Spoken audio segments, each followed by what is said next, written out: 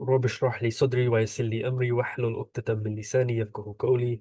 بسم الله الرحمن الرحيم. Assalamu alaikum. Hello. So my name is Makari, and essentially the purpose of this video is just to go through quite quickly how to approach your A levels, not specifically the generic version, or like not specifically all A levels, but more specifically biology and also chemistry as well. So inshallah, I'll very quickly go over a few little things because I've been getting a few questions about how do you go about learning things, how do you go about approaching biology, chemistry, past paper questions, all of these things. There's not really a script for this. It's kind of just whatever comes in my head, and inshallah, we'll see how this goes. So firstly, and I think I'm also screen sharing. Let me just double check. Okay, I am screen sharing, and hopefully I'll be able to, I should be able to write something.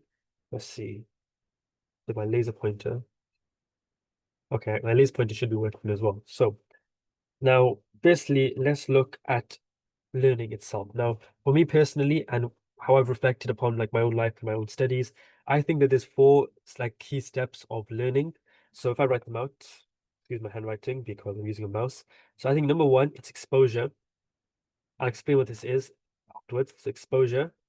Two is going to be understanding.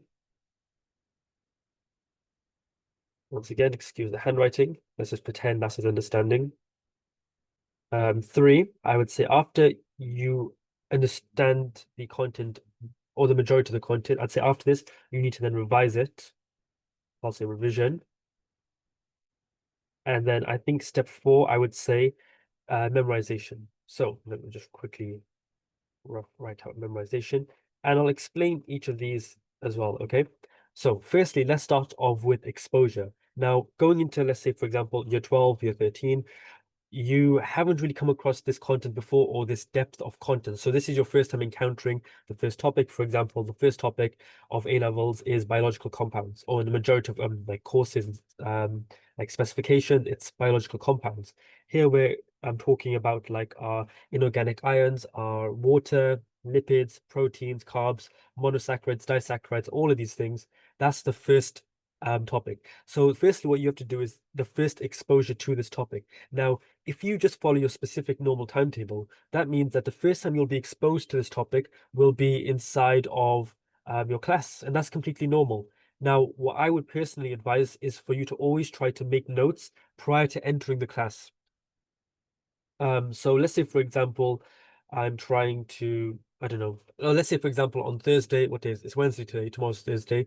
Let's say, for example, I have a class tomorrow. I'm covering lipids or whatever it is, whatever protein synthesis. And then I think to myself, okay, you know what? Let me get a textbook. Let me get some revision guide, whatever it is, and let me try and make some notes. Let me try to understand as much as I can.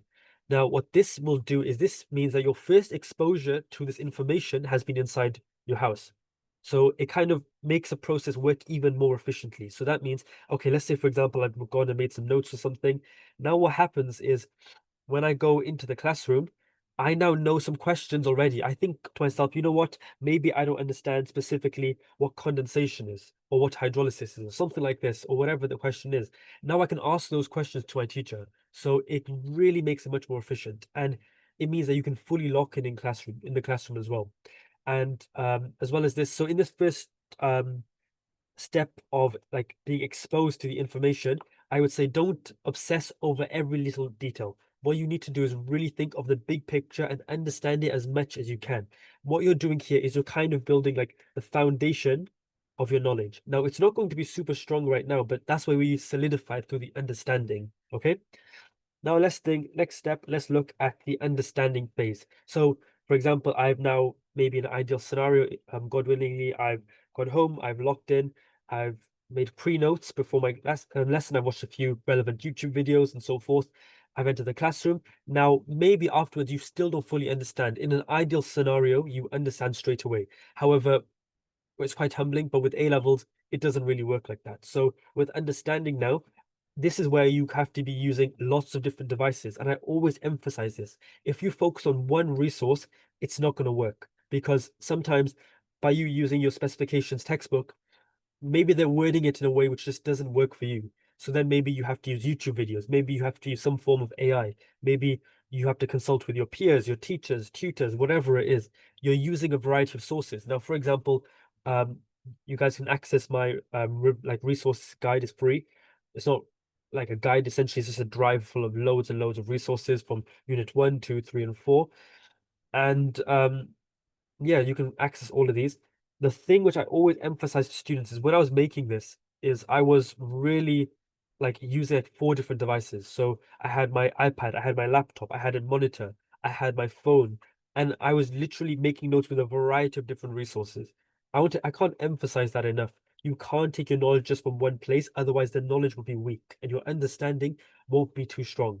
When you take it from a variety of places, you're now comparing this, what this person says or this textbook says, to what AI says, to what a YouTube video says, and it's showing it to you from different perspectives. So let's say, for example, this is a box or whatever. Let's say, for example, this is a box.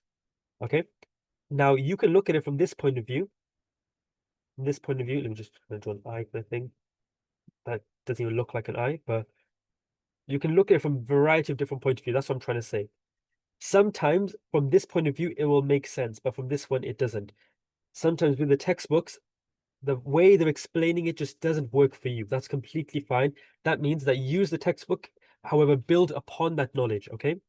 Next step, I would say, is revision. Okay. This is step 3. This is where you now understand the topic. Another thing I want to very quickly just go back for a second with understanding is always ask yourself why. Just imagine you're like a robot and you're developed just to say why. Keep doing this towards the start of the semester, not towards exam season. At exam season, you have to put more of a focus towards just locking in, memorizing as much as you can, whipping out past papers. At the start, you have the privilege of time, which is if you lock in towards the start of your semester in September time, August, October, whenever it is, you have the privilege where now you can afford to look more in depth into information. I think there is a certain line where you have to just think to yourself, okay, it's not clicking, and I've gone into the why. Why is this happening? Why is that happening? And at that point, you kind of have to say to yourself, okay, you know what? Let me move on. I'll come back to this another day. So I want to emphasize that as well. Now let's go to the third section, revision. Now you understand the topic. What you now need to do is revise it. Meaning, let's say, for example, you could do like your different revision methods. You could maybe use some diagrams, some like condensed notes, I don't know, whatever different things that work for you. What I really want to emphasize right now is the stronger your understanding, the easier your revision is going to be, because now you know exactly what to focus on. Because let's say, for example, you've gone straight from being first exposed to the information, you've skipped the understanding, and then you jumped straight to revision. Now you're thinking to yourself, okay, sure, this all looks rosy, this all makes sense, but I don't understand it. I can't explain this. Imagine I said to you point blank, okay, you know what does this mean? Or can you explain this whole concept to me? And you'll be like, I don't really understand it. And how I can maybe memorize specific sentences, but I don't understand the whole concept. That is why the understanding is so important, especially to be able to apply your knowledge. The reason why a lot of students struggle in A levels is because they're unable to apply their knowledge. So it's very important. Focus on the understanding aspect. Sometimes to understand, you have to look beyond the textbook. This is like one of my mottos whenever I'm tutoring. Which is I try to look at biology beyond the textbook. So, for example, I'm a biology tutor. One of the ways I may do this is I may try to use real human like anatomy diagrams, for example, with like the kidney topic or with the nervous system topic in like unit 3, for example. But the benefit of is when you look beyond the textbook, you're not just looking at words anymore. You're now looking at specific application of your knowledge. So it's very important. Now, finally, let's look at memorization. Memorization, it's more so when you're locking in with your revision for maybe some mocks, end of topics, the exams, your finals. Now, this is where you have to be really genuinely locked in. Focus on beneficial methods. For example, active recall. Extremely strong, like I guess methods of active recall could, for example, be flashcards. Some people can do blurting. For me personally, I think either I haven't been able to fully develop on blurting, or it just hasn't clicked for me, and that's fine. For you, it may work completely fine. So use whatever works best for you. And then you may ask yourself, okay, how do I know what works best for me? You have to use your end of topics, your mocks, and any type of test as a means to check, do you understand? If you're there scoring, God willingly, 90%, 80% in the test, you know, okay, I have a very strong amount of knowledge on this. But if you're really struggling, you're getting C's, D's, E's, I don't know, F's, U's, whatever it is. Now you think to yourself, okay, I'm struggling. It's either I haven't put enough effort in, or if I've worked very hard, it could be that I'm revising the wrong way. So, and that's completely fine. It's a work in progress. It's something which you have to learn through time. And sometimes you may change degree. You may enter from like your A levels into medicine or to dentistry or whatever degree it is. And you realize, okay, you know what? The way I've been revising this whole time, it's worked amazingly. All praise to God. I've got A's, A stars. It's amazing. Now I've entered university. I can't use that same way anymore. So that's why you really have to be critical with your revision and constantly self-evaluate.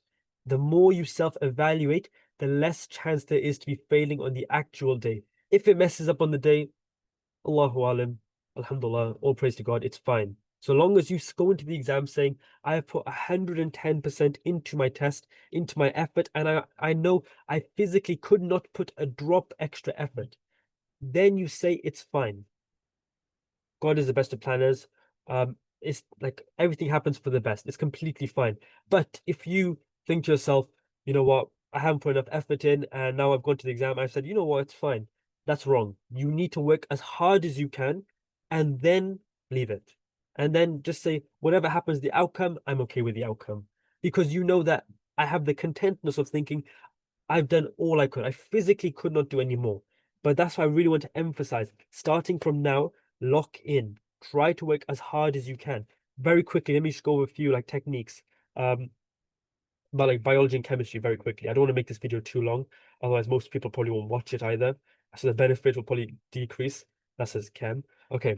Biology and chemistry. Biology, I would say focus on understanding. Biology, it is genuinely very physical, it's very practical. Sometimes it gets a bit theoretical. Cell membranes, protein synthesis. This is where it can be a bit difficult.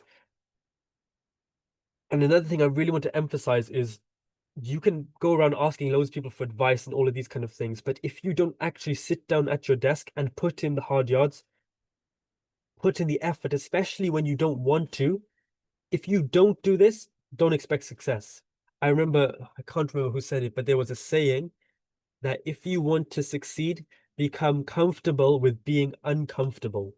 Meaning that sometimes you'll think to yourself, I'm at my desk, I want to go and scroll on TikTok, I want to go and scroll on Instagram, I want to do anything other than sit at my desk and study. So you feel uncomfortable, but you have to just stay sitting there and keep working as hard as you can. Because if you just keep leaving the moment you find it uncomfortable, you think to yourself, you know what, I don't really want to study anymore. What that means is that you're just not going to be doing any work. And you could go around asking every medical student, every doctor, every dentist, whoever it is, lawyer, I don't know, any degree, any teacher, professional, professor, whatever it is, and they could give you the best advice in the world. But if you're not actually sitting down and putting the hard yards in, don't expect a drop of success, because success is, it happens when you work very hard. Of course, work very strategically as well. That's where the extra advice can be beneficial. But you have to always remember the hard yards and the effort, the 110%, it's crucial. So in terms of biology and chemistry, biology, like I said, focus on understanding. Chemistry is very hard at times. It can be very theoretical. I would say try your best to ask as many questions as you can. Chemistry is one of the subjects, I think, for me personally, I would say you just have to find what works for you. After, excuse me, after doing chemistry, GCSEs, then A levels for like 4 years, I finally came to the conclusion what works best for me with chemistry is diagrams, posters, everything condensed on one page. I stick it on my wall and I just memorize as much as I can. That's what works best for me. You can see that through like my free posters on like organic chemistry, inorganic chemistry, aliphatic mechanisms, benzene reactions, all of these kinds of things. So feel free to access those. If you haven't got access to those and you're like you don't have access, then just feel free to email me Ayan Bukhari, AyanBukhari 16 at gmail.com, and I'll like share with you the drive. What's it called? Of course, make sure then when you're using the drive, you also note in the fact that you're like choosing to use the drive and it may not work for you. That's fine. Don't use it if it doesn't work for you. If it works for you, that's amazing. Like these are just extra resources that I've made free so it can hopefully, God willingly, be beneficial. So make sure to use them smartly and strategically. If it doesn't work, alhamdulillah, that's fine. Now, I think that's the main thing I wanted to say. So I hope this is beneficial. If you have any questions, my email I said before, feel free to drop me an email. And all the best. Assalamu alaikum wa rahmatullahi wa barakatuhu.